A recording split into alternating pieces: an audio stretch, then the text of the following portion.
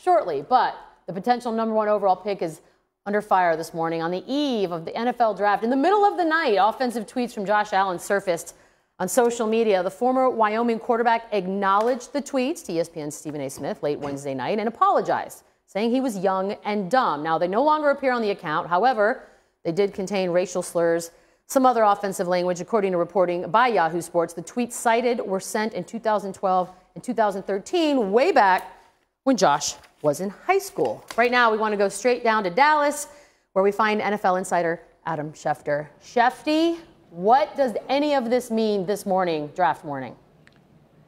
Well, I can tell you this, that this news took teams by surprise this morning. Speaking to two different teams, they were unaware of these racially insensitive tweets that Josh Allen once posted in high school. It will cause teams today to have conversations about Josh Allen. I don't think ultimately it's going to impact his stock. I think it's something that Josh Allen himself is going to have to answer. He apologized to Stephen A. Smith last night when asked about these tweets that surfaced from high school. And I think there's a case where this will follow him.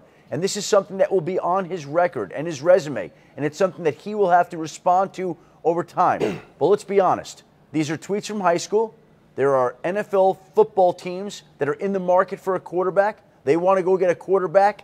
And again, I think teams will discuss today, meet to discuss whether or not it should impact his stock, whether or not it would make them, force them to pass on him today.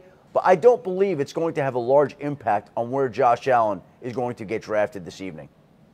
Are you surprised at all by the reaction? Because we have, just at this table alone, we have a bit of a disagreement on whether or not this has anything to do with anything or if it's a bigger deal than it is. Are you surprised at all that teams seem to be taken aback as much as they are? Well, let me say what teams texted me this morning again, and I'll let you judge the surprise level of this. Basically, they said they had done a ton of background searches into Josh Allen, and what they found was, quote unquote, nothing but positives. That's what one general manager told me this morning. Now, again, this turns up, and another GM this morning said to me, hey, look, I can go back and find Twitter tweets from people when they were in high school, and this guy rattled off a couple of prospects. Now, the difference is there were racist tones in here. There were derogatory words used, and it's obviously a terrible situation. But again, you're still talking about a quarterback, and you're still talking about teams that need them, and that's why ultimately I don't think it's going to have a huge effect on where he goes. And this is something that's just going to have to follow Josh Allen. I think he's the one that's going to have to deal with this. He deserves to have to deal with this. It is from high school. There have been plenty of players from high school who have tweeted things that they wished they could take back. Again, the tone of this is awful. It's horrible. It's horrendous. But again, we'll leave that to Josh Allen to handle from this point going forward. Adam, if you could stick around, I'm sure we'll be coming back to you shortly because this thing's going to be going on all morning long. There are a couple of things about this that I find curious. As Shefty was saying that, it dawned on me, how is it possible that Yahoo found this and 32 NFL teams who have been scouring this guy's entire life for the last 5 months or whatever it has been did not? That's one piece of this that I just find curious. The second piece is, this is a draft not only where there are a lot of teams that need quarterbacks, there are a lot of quarterbacks. And so I have to believe that they are breaking ties. Somewhere along the way, you're breaking a tie between Sam Darnold and Josh Allen, between Josh Rosen and Josh Allen, between Baker Mayfield and Josh Allen. And this then becomes something that goes into an equation that I could see making someone change their mind. I was this close on these two guys. All of a sudden, I got to deal with this. I'll go the other way. We'll never know. If Cleveland doesn't take him tonight, they won't come out and say we were going to take Josh Allen otherwise. You're making the comparison. Does this make him off the field worse than Baker Mayfield and some of the things he's done? I think that it doesn't there. And then you talk about what was more glaring to me listening to him. Adam talked about two execs that texted him what they felt about it. If I'm listening to that, that sounds like press conference material if I draft him. Not saying that those were two teams that needed quarterbacks, right? But we did an extensive background check, and all we found is positive. You can't hear that being said when the GM or whatever team drafts him stands in front of the podium. Oh, well, if you go back into anybody's high school career and their tweets, you can find things that they said that they wish they haven't. That doesn't sound like something you say standing in front of the podium when you draft Josh Allen. So these guys are already making excuses for him. People who do not have them, who haven't drafted him, they've already given you what the template's going to be. They've already given you what's going to be said at the press conference. So how can you even argue that this is going to be an issue when he's drafted?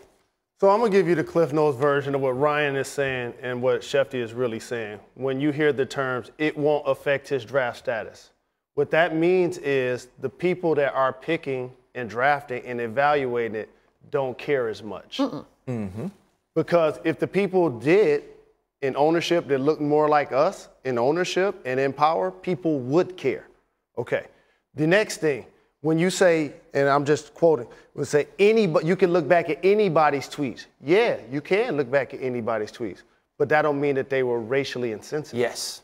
That's the other thing. And also, I want to make sure I acknowledge, his tweets are confrontational. He's not just saying the N-word like DiVincenzo did when he was quoting a Meek Mill's lyric. He's actually confrontational and angry and hostile when he uses it. Again, he's in high school. I'm not going to overreact to a kid doing something dumb.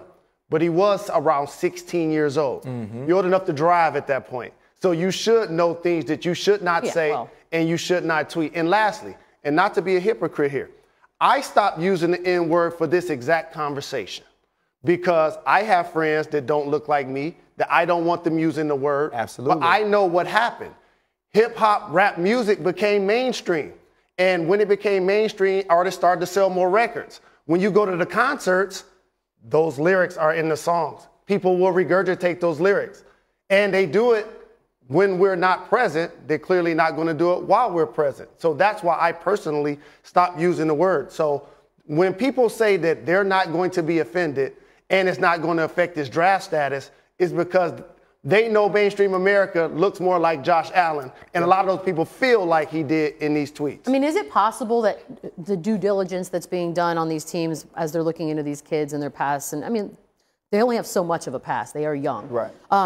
That they just haven't really caught up with the times yet? Because it's one thing to click on and check, go back a few pages and be like, oh, yeah, no, everything looks cool. But if you're of the mindset or if you're being raised in this social media era, and you have to go back way, way before that. Because the thing about the timing of it is very odd to me. Same thing with the DiVincenzo tweets that came out during March Madness. It's like, how did they come out now? Why weren't they seen before this? That's very odd. Here's what happened. Before you get to the money, and when you become for public consumption, when you start to get famous, that's when people start to dig in your past. Mm-hmm. We didn't care as much. But the team should be doing that. They're about to invest a lot of money. That's the part that I would say. Let's give Shefty one more word here before we have to let him go. Shefty, go ahead. Yeah, first of all, I love what everybody's saying, and I agree with everybody's points here. Jalen, very strong commentary. But I will say this. These are the words of two people on two different teams. I don't know what the reaction of teams drafting quarterbacks is going to be. For all I know, somebody is going to take Josh Allen off their board. I'm just giving you an immediate reaction. Look, the story broke overnight, 2-3 in the morning. Reached out to a couple of executives. That's what I got back from a limited sample size this morning. We don't know the general opinion. If you want to say that those two opinions will apply to 32 teams in the league, fine. But these are the words of just two separate men on two separate teams, and I don't know how that will impact the other people who are making a decision tonight about a quarterback. Shefty, thank you. Stay close to us here because as this continues to develop, we will need much more from you. Thank you. Go ahead, Ryan. I think the one thing that we've learned from this collective group of owners is it's kind of one brain, right? Yeah, it's only two execs and it's only two guys who said this, and I understand what Adam is doing in trying to defend the whole because we haven't gotten information from them all, but there's not people running out to get Colin Kaepernick. There's not people running out to get Eric Reed, no matter what collusion cases are brought or how many times we talk about it. When someone makes a statement like this that's racially insensitive, that's combative, as Jalen has pointed out, it's an issue, but only to the people it's an issue to. People that look like us, people who understand the insensitivity of the word. And I, like Jalen, don't use the word. Had a conversation with a kid at a concession stand because he was in front of me speaking that way in quote unquote mixed company. And I tried to explain to him, string some sentences together without using that word. Let people hear you talk intelligently and speak intelligently and use different language so they don't feel comfortable using it. And that's what's happened here. And when you dig into the past, and you know, Michelle, we're speaking like people didn't know about these tweets. We're speaking like they don't have the money or they don't have the type of investigation that finds these tweets. How do we know? We don't. Right? How do we know they haven't seen them and said, you know what, that was in high school. We can search anybody and find things that they wish they haven't said. I will. My final word on this is I don't understand how Yahoo can find this. Neither. And every team in the NFL wasn't able to. I'm not suggesting that they tried to bury it. I don't know that. I can't accuse them of that. What I am saying is it doesn't make sense that some journalists could find this stuff if it was there to be found, and NFL teams who should be prying into literally the last detail of these kids' lives aren't able to find it. The question everyone should ask themselves is who should be offended by this? Everybody. Yeah, I mean, I think every reasonable person is offended by it. But they're not. And they're not. That's why you're going to hear the terms, it's not going to affect his draft status. Because when you look in the power positions of ownership, they don't represent people that will be offended overall. When you look in these stands, they won't necessarily reflect that either. So when it doesn't affect your bottom line, that's the point. It's not going to affect his draft status, is the Cliff Note versions of what's being said.